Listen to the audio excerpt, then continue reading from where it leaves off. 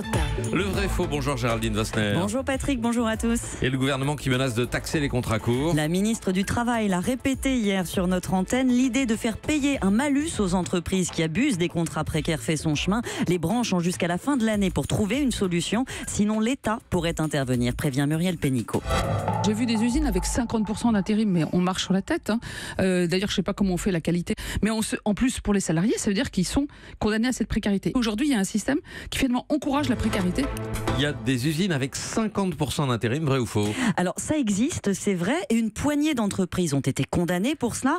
Maintenant, ça reste extrêmement rare, car le taux de recours à l'intérim ne flambe pas. Au contraire, il est stable depuis 20 ans et s'établit aujourd'hui, toutes entreprises confondues, à 3,2%. Certains secteurs, bien sûr, y ont davantage recours, le bâtiment, l'industrie, mais les taux dépassent rarement 10%.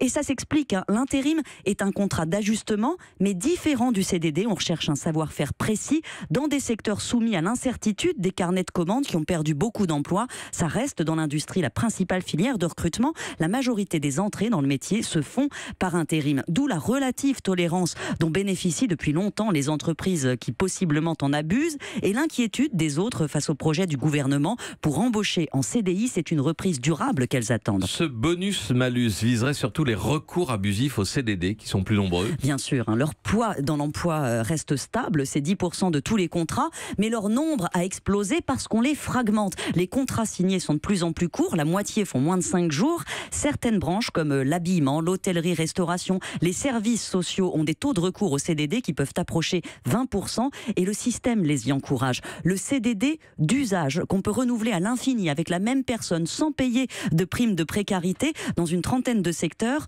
représente 40% des embauches de tout l'emploi tertiaire et il n'y a quasiment pas de contrôle. Les gens vont travailler quelques semaines, s'inscrire à Pôle emploi, puis revenir travailler pour le même employeur. Les CDD sont devenus pour beaucoup d'entreprises un système de gestion. On fait porter à l'Unédic une partie du coût du travail et ce coût, il est énorme. En 2015, les salariés en CDD ou en intérim ont touché 11,5 milliards d'allocations chômage, mais ils n'ont versé avec leurs employeurs que 3,5 milliards de cotisations, un trou de 8 milliards que financent tous les autres. Ça devient intenable pour l'Unédic et c'est bien la raison pour laquelle le gouvernement menace d'agir, alors gentiment pour l'instant, en agitant ce bonus-malus et en laissant aux branches le temps de réfléchir elles-mêmes à d'autres solutions. Merci à vous Géraldine Wassner.